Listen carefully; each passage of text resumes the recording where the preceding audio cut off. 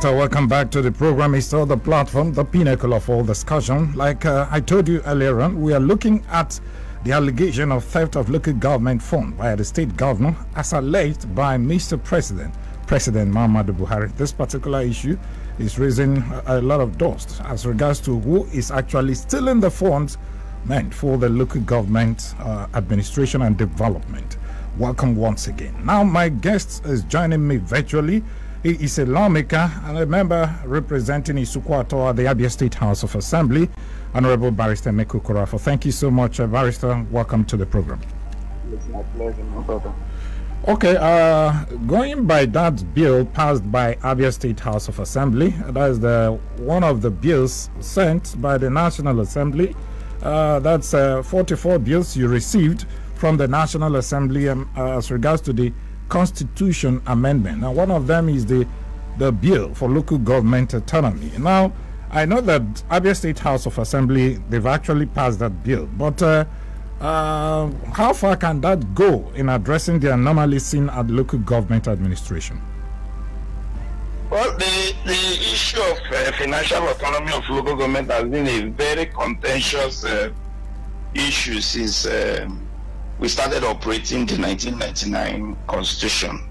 You know, if you recall, the Obasanjo administration, you know, seriously frowned at the interference of the funds meant for the local government. You know, as is a constitutional issue.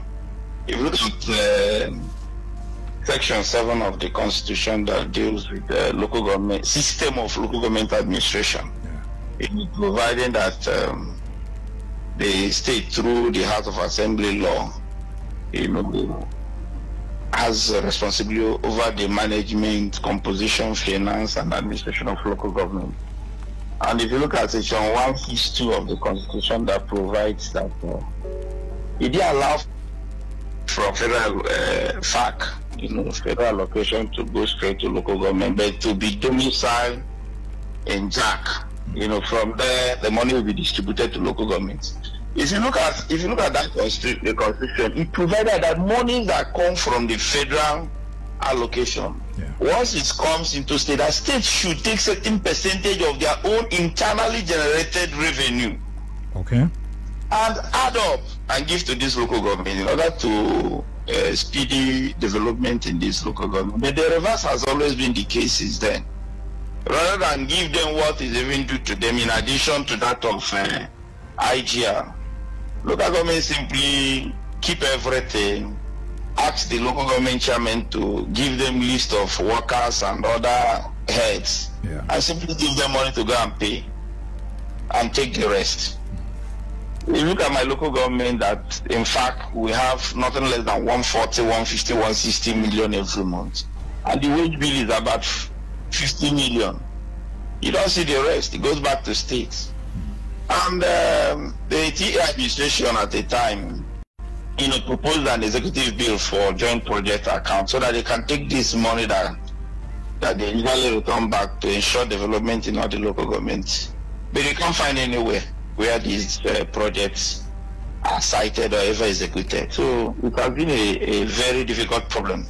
I've never left forth at amendments of the Constitution when it gets to local government, because all the State House of Assembly would do is to pass a resolution to either support or reject such bills from the National Assembly on amendment. Well, thank God for this time around, Abia State House of Assembly is one of the few houses of assembly that has also agreed to that resolution to give local government financial autonomy. But most states, we are yet to get the 2/3 of the resolution of the state. So if anything is not done to get the houses of assembly of other states to do so, it will also fail, because that has always been at the instance of the governors. I think I'll give as a credit for this, because I don't think there was an interference in the State House of Assembly not to support the local government financial autonomy this time around. So you are suggesting that probably some of these states that have not been able to pass that, maybe they are getting influence from the executive. No, certainly it's from the executive. It's from the executive. Because House of Assembly, do they have anything to benefit from such diversion of funds? They don't have anything to gain from there. It is the state government. The governors will always put pressure on them, threaten the speakers and all the rest. Okay, now it appears that it's only the issue of finance, that's the financial autonomy of the local government, that you people actually discussed about when that bill came to the floor of the State Assembly. And one will be wondering, is it all about finance that's required for, for a proper functioning of local government administration? Is it all about finance? What about administration? Probably when you look at the electoral process into the local government offices. Didn't you address that as well? Well, when you are talking about autonomy, it's not just, it goes beyond financial autonomy. It talks about the autonomy in total of local government, so that in such situations we won't have what we're having in state, because indeed and in fact there are no local government election in Nigeria, not at all. You know, when in Abia, some people will say, your party, I say, look, we're just participating just for the fun of it, because it is everywhere. PDP is guilty of it, APC is guilty of it, that states do not allow. And if you find any situation where any opposition party wins any local government election in any state, then it's via arrangement through the governor. The governor must also have put the person in that party, probably hate some faces of people in his party in that local government. Okay, so it's all about the totality of the autonomy. That's what we also passed, so that they can have the autonomy, organize the election, be independent, and do things the way it should do. That would have also reduced pressure on the states. That's the crux of the matter. You talk about election, who conducts the election. So I don't know if you check who actually conducts this election into local government offices. I know that the State Independent Electoral Commission. It is the governor that conducts the election. Fine. If that's the case, why didn't you look at it the other way and probably suggest, while you are amending that bill, to suggest that INEC should conduct election into local government? Remember, when it comes to constitutional amendments, what the state simply does, the state is to ratify. Okay. You don't make any input. No, they can't. No, not at all. It's to either rectify or reject. Okay. You can't do any further amendments to what has been done at the National Assembly. Honorable, you know why I ask this? Because this should be the major thing here. If you're talking about the independence of the local government, we should start from the electoral process. And we'll be wondering, why is it that probably the state lawmakers were not invited to make input at the national level when they are, crafting this particular bill, to suggest that the State Independent Electoral Commission should stop conducting election for local government? No, the truth of the matter, even before any process of amendment is done, you usually have conferences here and there. Yeah. Constituency meetings here and there from the National Assembly, where they go back to collect the feelings of the people. And the Conference of Speakers are always involved in that too.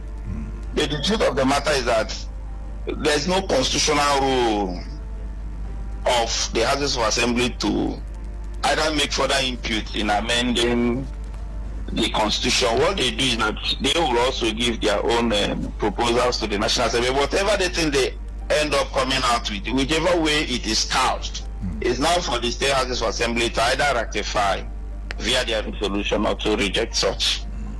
Now, let's look at the issue of establishment of Ministry of Local Government Affairs in various states. Is that really necessary, if we must make it work this time around? Once you amend Section 7 of the Constitution, once that Section 7 is amended, every other thing will take place. The issue of Ministry of Local Government and Chieftaincy Affairs will simply go. The issue of joint account will also go. So everything rests well, because what the law, you remember at that time, had to even propose an executive bill that was passed that has to monitor how these monies from the federal allocation to states are done. The Attorney General of other states, sued the Attorney General of the Federation and other Attorney Generals on this. And the Supreme Court held that it is only by law of state houses of assembly that you can monitor those funds, because they are squarely within the purview of the state houses of assembly by virtue of Section 7. That's it. The only thing Section 7 said is that a system of a democratically elected local government is hereby guaranteed. Okay. And that the state, through a law by houses of assembly, can make laws as to the administration, finance, composition, and structure of local government. You see, that's why the local government, seemingly, as a system of government, do not have that required autonomy, either even in structure.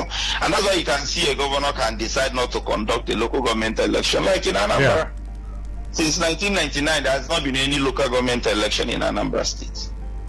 And we are doing things that are just unconstitutional. You know, that assurance and guarantee of democratically elected local government is not there, because by law of the state, like you look at law of other state local government law, that's where everything revolves around on APSEC and conduct of election.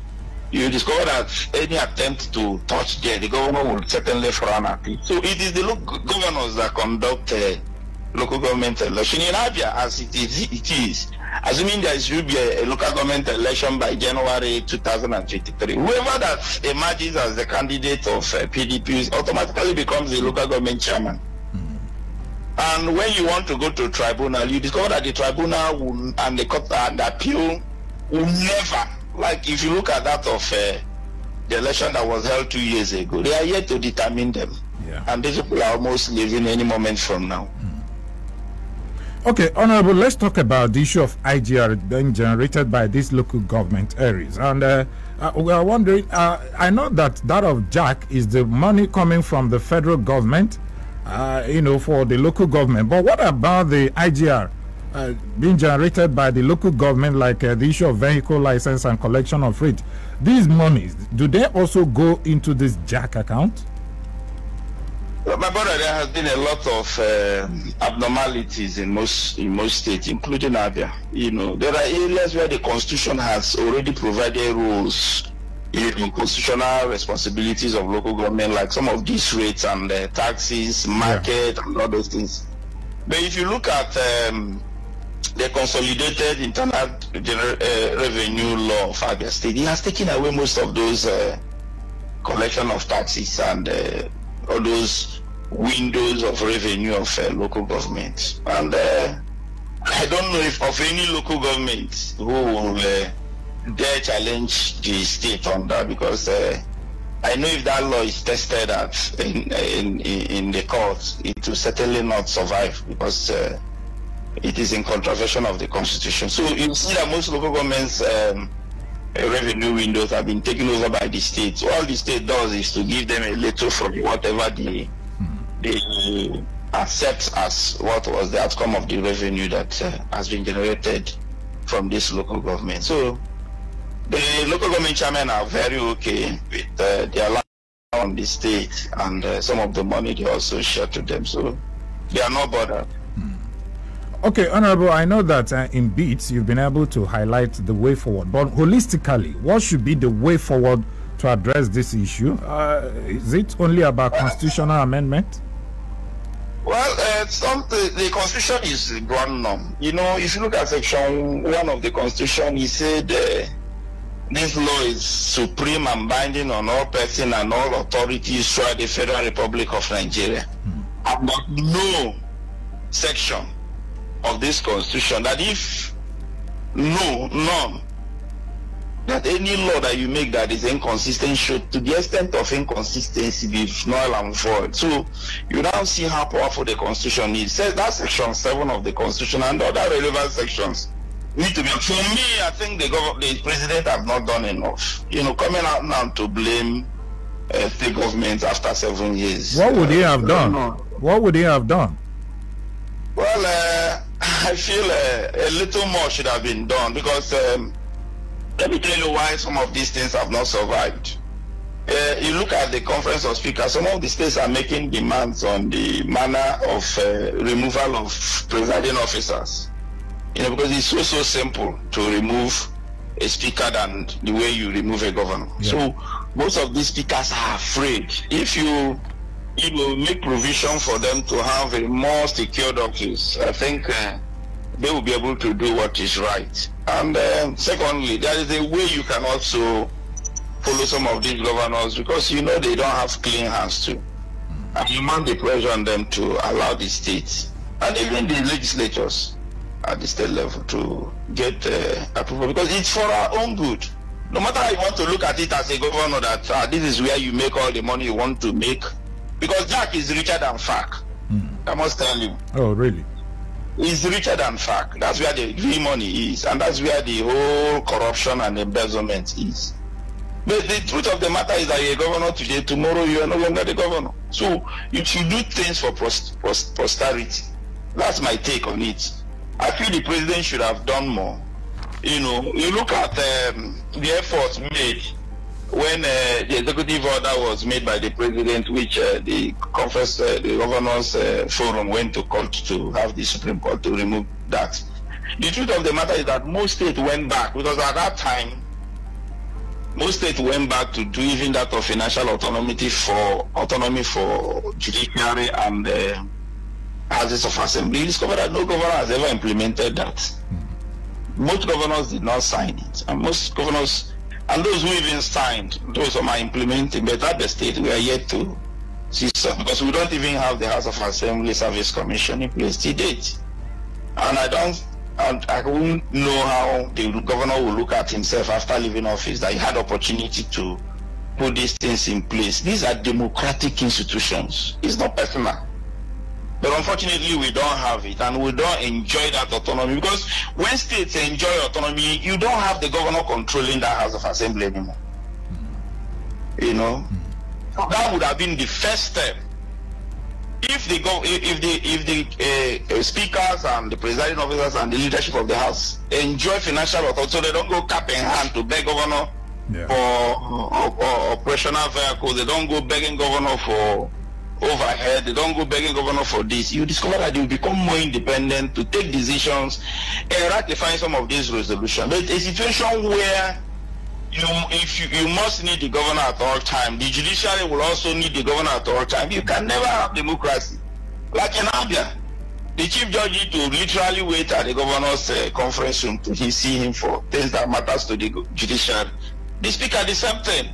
So in such situation, the independence is not there. If the independence is not there, they will not have that political will to ratify such a constitutional proposal from the National Assembly to give effect. So the first thing is to have the autonomy of these strong agencies, the House of Assembly. Once you enjoy at least 30 states with financial autonomy, they'll be able to amend that Section 7 and give. And I tell you, if you allow the local government autonomy, things will change for this country. I'm also waiting for the state.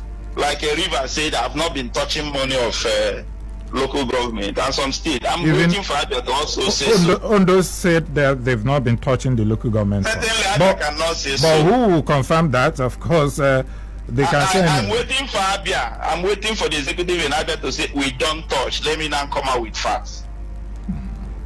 Okay.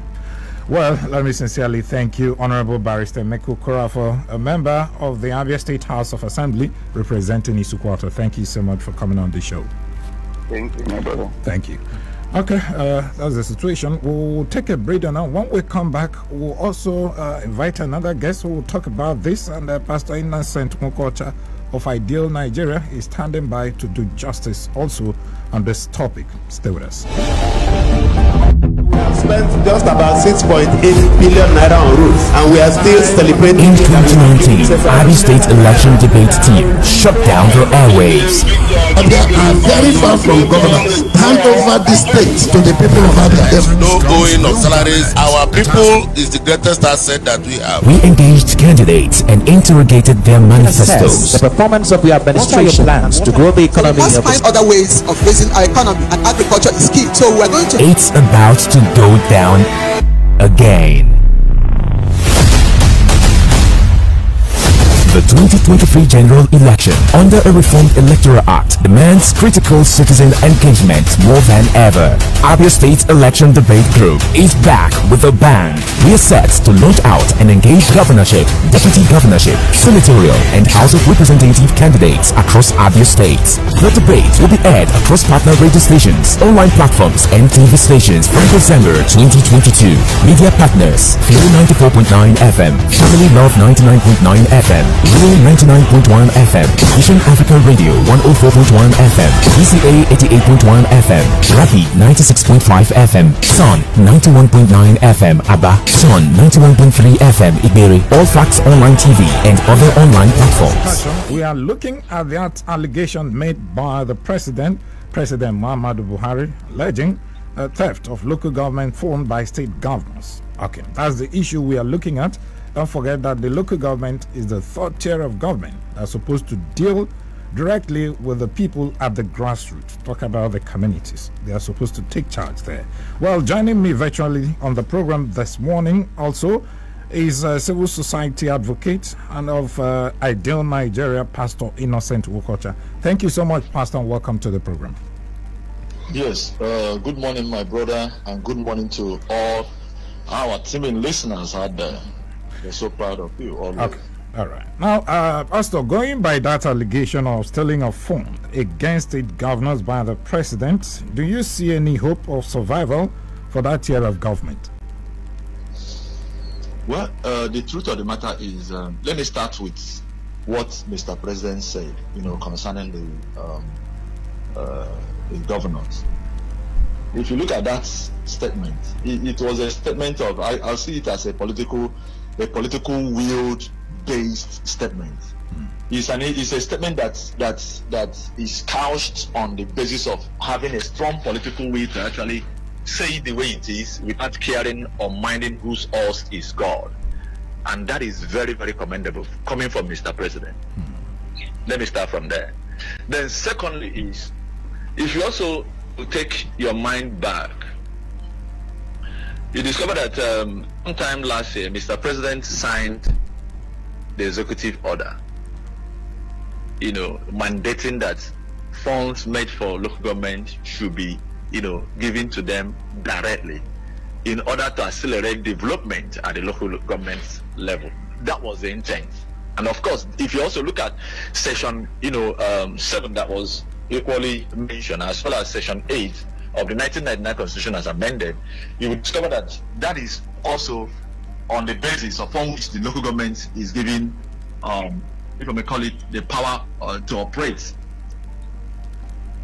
are being ensured. Okay. So, but the question is, if this is our constitution, yes, we have noticed some level of lacuna along the line, which even the people that have sworn oath of secrecy, oath of allegiance, and oath of whatever oath to abide and ensure that they deliver to the optimum. I'm talking about the governors here now. Yeah. This is something that they have decided to, swear to and abide by, and to ensure that has to do with people are maintained at the end of the day. But you discover that from what is obtainable right now, they are using some of the, instead of protecting it, they are using some of the lacunas, observing our laws, to actually undo the same people that have promised to protect their interests. It is completely out of it. Let's be real. Let's talk this in as if it's our business. Now, going further to that, you discover that from the allegation made by Mr. President, as conveyed by the Minister of Finance, as well as National Planning and all the rest of them, you discover that what they are really pointing out as is the fact that they, at the local government level, that development have been stifled. That's, if you read that statement made, they have been pointing it out that development have been stifled at the local government level. And why? The question now is, between myself and yourself and all our teaming listeners, why is this so? It's simply because a particular arm has decided to, maybe bamboozle or maybe muzzle probably their strength against the same local government. Okay, Pastor, you know that right now that bill is at all the 36 state houses of assembly all over the country. They are considering it for ratification. Like in Abia State, they've ratified it. But in other states, I understand that 16 state houses of assembly have actually ratified this particular bill on local government autonomy. But what can that do in addressing the issues we are seeing at the local government level? A lot. If we have 2/3, which is about 24 out of the 36, state houses of assembly, endorsing that, it becomes a law. It becomes an act. It becomes an existing act as far as Nigeria is concerned. But we still have at the moment about 16 of them. So meaning we are still looking for maybe making pressure for it to sign in favor of that that particular bill. But notwithstanding anyway, the point is, my brother, let's look at it really the way it ought to be. Who are the major problem behind the hydra-headed stateful development at the local government? Simple, the governors. Yes. Is that why we are now getting the nod of some state houses of assembly on this particular bill? Some of them, most of them, of course, you know that most of them are not independent per se. Just like the Honorable Representing Isiukwato has also rightly pointed out, most of them are not independent it's just independent on paper, but they are not independent in practice. So if they are really independent, under normal circumstance, there are things they shouldn't be told that this is exactly the reason why they are there. Like, it baffles most of us that this is, of course, we are in a period of campaign. Yeah. Some of them will still come out and they are soliciting, asking people for votes, asking people to, vote them in to go and do what? Let's be real now. What are they asking people for? Vote for? Or is it on what basis? What are they asking?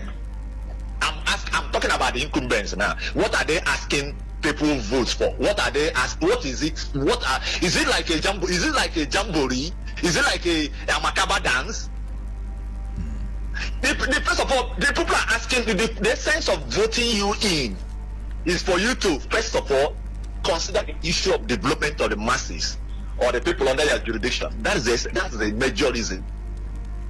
And the another essence of doing that is subject to the oath of allegiance that some of them have, almost all of them swore to. Is it not to protect the interests of the masses? Even when it seems as if there are laws that created room to their own advantage, are they there to represent themselves? Are they using those laws for their own benefit, or are they supposed to help to tilt the law, tilt it in such a way that it will be for the benefit of the masses or for their own personal interest?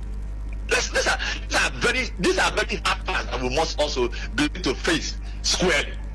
Now let us. What are they representing? Are they representing their interests? Now the local governments, for instance, they receive. Do you know that most of these local governments receive close to 200 million on a monthly basis? Are you aware? Wow. Most of these local governments receive close to 200 million. Even in this state, the place that we are talking about now, Abia State, most of them receive close to 200 million on a monthly basis. Some of them receive 140, 160. Some of them receive above 200 million on a monthly basis. What is that money used for? If we are to begin to ask the real issue now, what are these monies used for? Is it not meant for the people at the local level? Is it not supposed to be, something that will really add value to their lives? Okay. We shouldn't be talking. Okay, no. And nothing is this. Has the federal government at any point in time owed any of these local government? If we are to do this thing on the basis of let's just be real, because we want to represent the people, we want to serve them, because that's why we are really voted in the first place. Even if there is some level of maybe say some level of undertones and probably some level of undercurrents and all that associated with that section 7 of the 1999 Constitution as amended. I am saying, as people that asked for these votes, as people that solicited for the interests of the masses to go represent their interests, what are they supposed to be doing? Is it to carve it in such a way that it will only be to their own benefit, for the benefit of the masses. Pastor, hold on. Let us also look at now, Pastor, on the issue of electoral process into the local government area. I mean, the offices like the chairman, deputy chairman, the councillors. Is it also a problem for efficient running of the local government system? It is a problem. It is a very huge problem, a very big one at that. It is a huge problem in the sense that, like I said, some of them have seen it as an opportunity. Maybe there are some, little gaps and all that, within that, purview. And because of those little gaps, because most of them are not independent. Let's be real. Who appoints those people that are? Who micromanage them? Those who run some of those state independent electoral office and all of the commission, who micromanage them? Are they really independent under normal circumstances? So how do the local government chairman, how do they come in? How do they assume that particular position? Or whose interests are they serving? Whose interests are they serving? If they are really serving if it is all about let's vote someone in to serve and represent the people the way it ought to. Myself and yourself will not be wasting our time now, or maybe to talk about this very issue. It's as simple as ABC. What you should be thinking of at the moment is we now begin to extract the level of development that has happened within that area. Probably begin to hold the local government to account. But that's not the issue. It's more like a conduit pipe. That's what it is. Because if it's not, where are the projects? Where are the major projects? Can we begin to look at some of these issues? How much comes to the local government under normal circumstance? How much comes to that local government on a monthly basis? If the local government, how much the local government wage bill, for instance? If we take one local government as an example, how much is their wage bill? How much comes to that local government? A local government that receives close to 200 million, for instance. How much is the number of people that are paid salaries in that particular local government? What is their wage bill? Can we begin to look at it from that angle? If we look at the wage bill from that local government, how much is left? How much is put in projects? And where are these projects? We want to see them. We're not talking about the one. We're not talking about the one coming from the park now. We're looking at that's jack. We're looking at the jack. What of the money that comes from the local governments? The local governments, funds, the internal generated money from that is directly attached to the local government. So why is it that the local government chairmen are not complaining? Because it appears that they are so comfortable with the situation. Because who pays the piper stays the tune. That's exactly that's the methodology in vogue right now. But I am surprised that even the chairman of the the one of the governors, few of the governors have equally come out to probably challenge the statements made by the president. Yeah. Yes, like Governor Kedolo of Ondo State said that for him that every month that he usually calls his men, the local government, to look at how these funds are appropriated and all that. But is that enough? No, he calls them. They meet. And all. Assuming he does that, can any other state governor comfortably say yes, this is exactly what I'm doing, and show us and come up with an open document, make it open. Say everybody come and scrutinize me, come and check my records, look at how these monies are come in. This is what comes on so and so months. Are you aware that this money comes on a monthly basis every 4 weeks? Let's just be real. Okay, Pastor, if the legal framework is actually the problem, why are we not seeing the willingness by some state assemblies to pass this local government autonomy bill, at least, so that we can have a leeway to work for the people at the grassroots? The reason is still what we are talking about. The reason is still the influence from the governors. It's based on the way this our electoral process has been before now. Based on the way the electoral process was couched before now. That's exactly the major issue. But thank God we have a new electoral law and act that we are going to test run by general. Of course, we have tested on it in Anambra State and it worked. And some other states, it's actually, it's proving very supportive. However, we are also going to mainstream that come 2023 general election. And let it be that the people who, call it people who the masses decide collectively that these are the people that are supposed to, because that's where the major issue comes from. That's where the major issue comes from. If the people that are voted in under normal circumstances are the ones holding the rent, shouldn't be having some of these major issues. It's as simple as ABC. Especially, is it at the national or the state now? They are across the strata.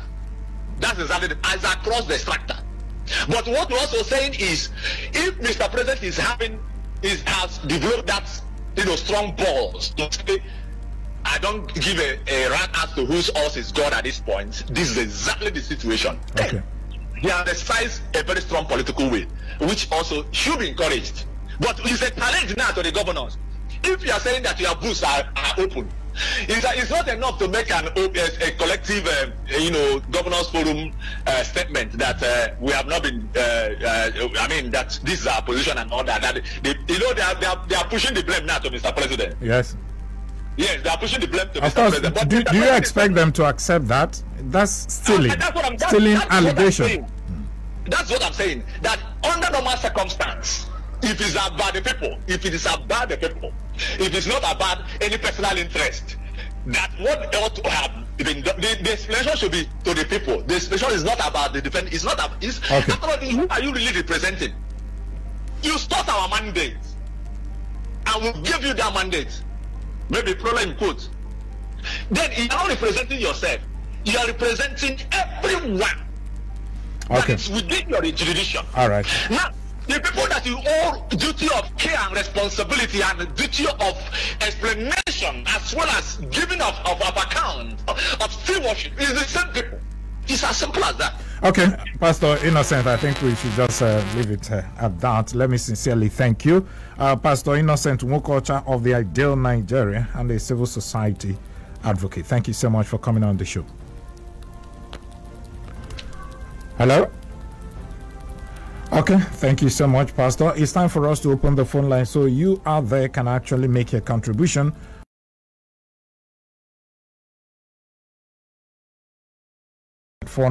Or 0811-605-2949. You can also go to our Facebook page and drop your comment there. Hello, good morning.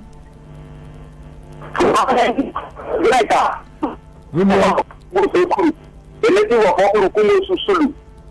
That the government blaming governors is comparable to folks calling to black, because none of them, including local government, is guiltless vis-a-vis the high level of poverty prevalent in Nigeria.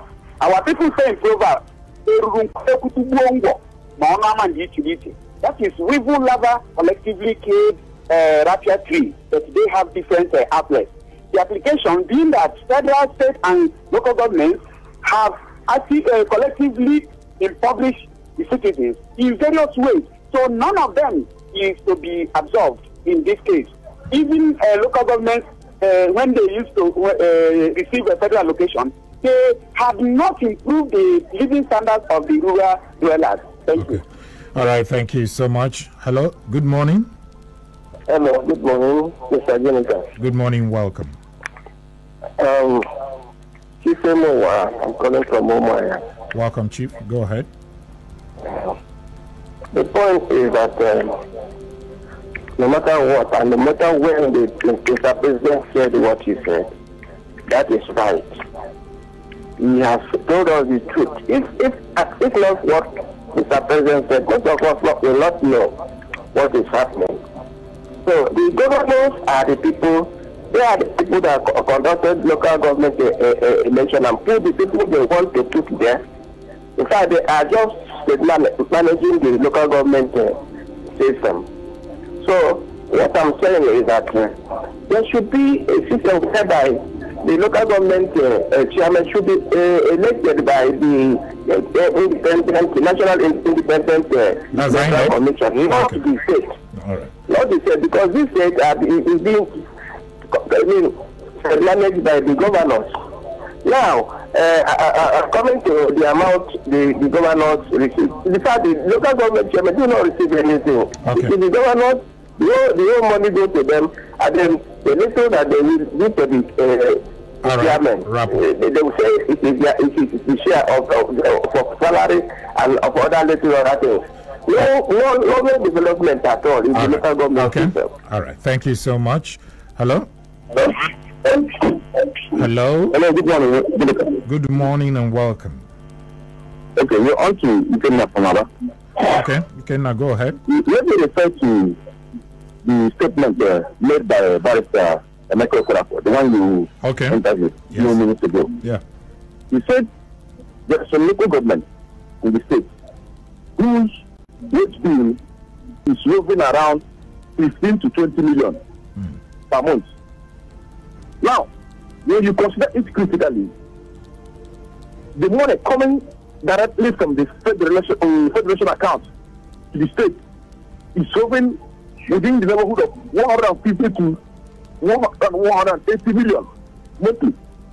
Assuming, for instance, that over local government, the wage bill is 25 million. Yeah. Then receives over 150 million from the federation account. Now tell me, where is 125 million naira? That's mostly on a monthly basis. Then coupled with the local government internally generated revenue. Is there any reason for local government staff to be old? Is there reasons why pensioners in the state should be old? Is there reasons why teachers should be old? Remember that we are not talking about the money for legislators in the state, and also for the judiciary. Are we talking about the fact, its own, the one that comes to the state? When you look at all these things, you will understand that the governors controls majorly all the finances of the state. Okay. Vested in the hands of the governor. All right. Thank you. Are they using this money for? All right. Thank you. Very, very quickly. Thank you. Thank you so much. Hello, good morning.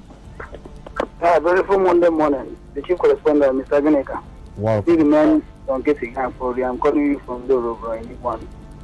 Mr. Guneka, I deeply stressed out. Understand?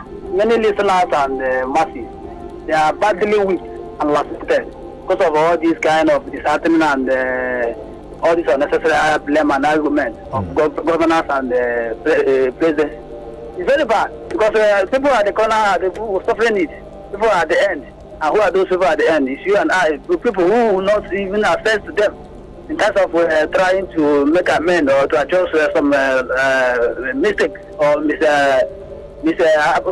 management of our resources. So what are we trying to say? If you look at it, I don't see the reason why governors now should return the blame. They should not even encounter the blame because one, I know that the federal government on their own side, they are fed woefully. Then them should have been the people to make amends, to correct some impressions. But rather, they add more fuel on the firewood. So if governors should know that the mandate of the people is very important. And remember, they say they solemnly swear that they are going to do the needful when they have been elected. So now, they are not making use of the ones being releasing to them. Every month they are collecting allocation. Those things have been allotted to them. They are not making the governors at this point in time should know that they should allow local government to have the autonomy so they will function well, reaching to the grassroots. It's very important. All right, thank you so much. And those people are the people who are suffering most. All right, thank you so much, Don Casey Guy for real. Hello, good morning. Hello, good morning. Good morning, welcome. My name is Uchenna, telling you about the local government address. Go ahead, Uchenna. If you come of this local government, I listened to what the speaker said.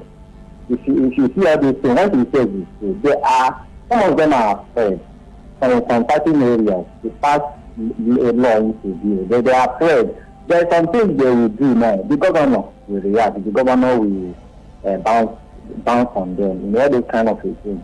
So if you see what the president is saying, the president is not saying that like they should not do this. He's saying the right thing that they are stealing the money. We have made an allegation. Let them come out and even now other states, let the governor come out and say that he's not stealing the local government. They are not taking anything from the local government allocation. Let him come out. As we can have come out and say his own. Let him come out, and as I create the have said.